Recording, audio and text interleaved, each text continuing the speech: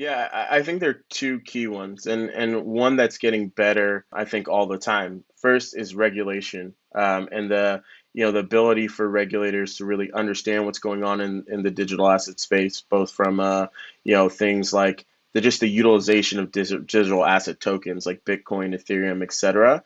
But then also the emergence of new technologies or new applications like DeFi, and what that means within the landscape of existing regulatory um, you know, basically structures, right? Whether that be KYC, AML, or the ability to really have better identity management on the settlement layer. That is something that I think regulators are still catching up to. And as you think about what that means for traditional institutions to jump into this space, that lack of clarity, I think, is always something that is a question. But it is getting better. If you look at the OCC guidance in the U.S., that is something that has tremendously helped banks to engage in this space, and you're seeing a lot of uptick in activity by those traditional institutions. I think the second thing is just the settlement cycles, right?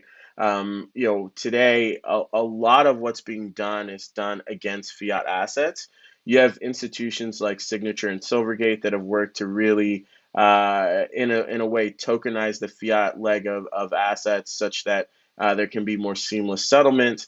You have USDC and PAX and other stable coins that are doing the same thing. But if you think about from a cross bank payments application level, as more and more folks come in and as more and more people are banked in different institutions, there's really no clean way to settle the fiat component of digital assets, right? And that tokenization across or a settlement layer across all these different tokens is something that is non-existent. And you can see that impacting the way that folks are able to settle and the things like credit lines and all these things that are in place to kind of mitigate and manage the delay that happens on the fiat leg of these transactions. So, I think as those two things get solved, I think you'll see, a significant uptick in activity and the ability for, multiple different players to really engage in this space.